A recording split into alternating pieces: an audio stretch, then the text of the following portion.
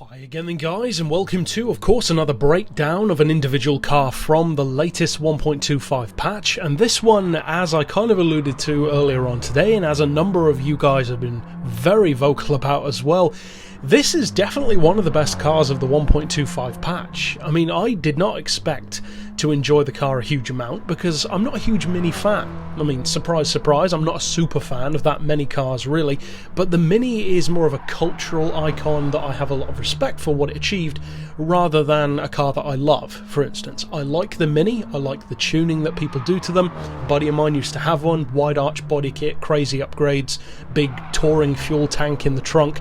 It was a nice little car. Surprisingly, I actually did fit in it pretty well, but it's not the kind of car I would personally want to own. I can see the appeal. It's a lot of fun, of course, to drive. It's got that kind of go-kart appeal, but in the game, I've just never been a huge fan of the Mini in really many racing games at all.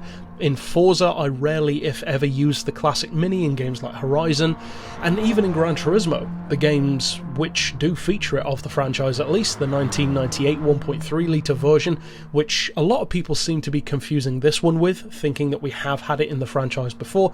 We haven't, just to clear that up. This is a different car. It's around 30 years older, and this is a true 1 litre classic Mini Cooper, not the 1.3 litre from 1998, which is of course the recreation with a different interior by BMW.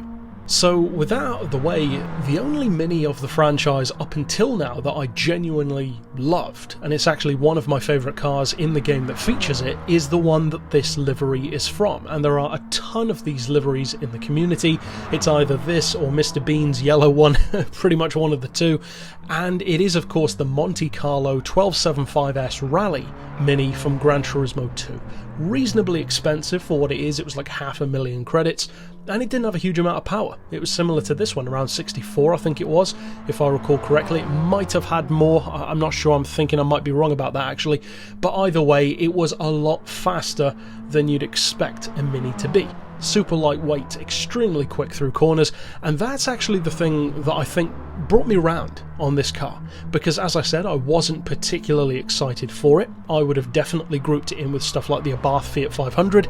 Again, good car, wasn't really excited for it, but when I drove this one and tuned it up, it really turned me around, because it feels just like the car did in Gran Turismo 2. Obviously the physics are updated, the graphics, etc., but the car, in terms of how competitive it is, how awesome it is through corners, it really does harken back to Gran Turismo 2, because just like this game, it was awesome in that game as well. Now obviously that was the actual competition spec machine, and the competition side of things was one of the main reasons really why I wasn't super stoked about this Mini. Because the Mini that was in Gran Turismo 6, for instance, had the wide arch kit with wider wheels. Not by much, but a little bit compared to the normal Mini. That helps with stability, for instance, but when you tune it up, it's still quite a twitchy little car. It's a popular one, but one which I never used that much myself. The performance points were always quite high because of how good it was, in a very Red Bull Junior kind of way. This one though really does benefit from the N-Class system. Of course, it's no surprise at all that a car which out of the box has 64 horsepower from a 1 litre engine and a pretty decent 54 pound-feet of torque as well. Well, of course, if you can tune that up to the peak of N100, because it's so light, I mean, it makes a K car look heavy at 605 kilos, and that's before you've upgraded it. You can drop it below 600. Well, of course it's got potential. And the great thing about this Mini is it doesn't just have potential, but thankfully it actually lives up to it as well, because when you tune this car up, and to be honest, even if you don't, but especially when you do, the peak of tuning is the exact peak of N100, about 146-ish horsepower. So it's perfect. It's literally perfect for that kind of level. The weight is so much lower than most, if not all, of the other cars of this kind of performance, and as a result the horsepower per tonne jumps up from what it already is, which incidentally is 106 horsepower per tonne stock, which is really healthy, to way more. even to the point of being up around high-end hot hatch territory. And given that the car is 50 grand, it's not the cheapest thing around as far as hot hatches go, but it is an icon. And as you can kind of tell from looking at the car, it's not exactly a stock Mini. There are a few little telltale things if you look around the car that indicate that this one is not a normal Mini. It has a roll cage, for a start. Normal Minis don't have roll cages. If you look at the bonnet, for instance, there's a latch holding it shut, like a little race car. It's debadged as well. And also, you can see the sump protector underneath the front bumper to stop the oil pan from smashing into the pavement or curbs when you're doing a fast lap. So it's clearly a modified car to begin with, but not in terms of power, more in terms of the handling side of things. So again, not surprising that it's going to be good through corners. And I have to say, this is the car that... There's always one like this, but it went above and beyond for me. It's such a good little car, and although, as I mentioned in my quick overview thoughts for the car, and kind of in my tune for it earlier today as well, it's not the fastest N100 car around, but it's up there. It's a quick little car, and it's pretty much quicker than all of the other K cars except for the Honda S660, which again is a very OP vehicle, and it's not too surprising that the Honda would be better, that is, because it has better top-end speed. This one struggles once you get up around 130.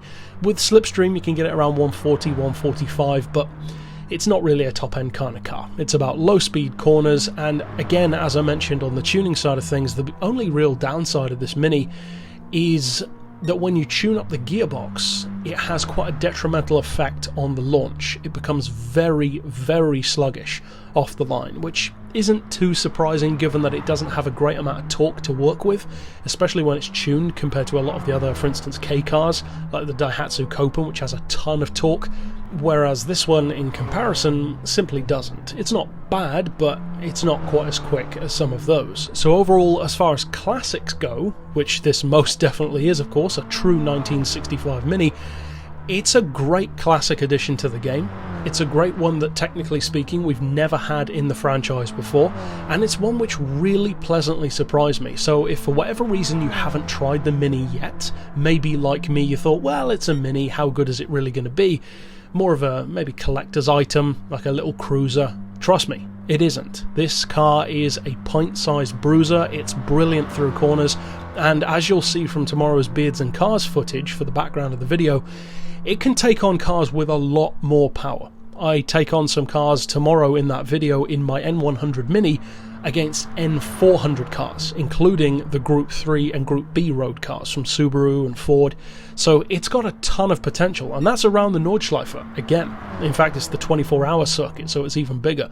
So it's a great little car, deceptively good performance car through corners, and it's just a pleasure to drive. And I have to say that I think that is a small testament to how good the updated physics of GT Sport can be. I'm not going to say across the board, but how good they can be, because a Mini should put a smile on your face. That's why people love them in real life. They are that fun.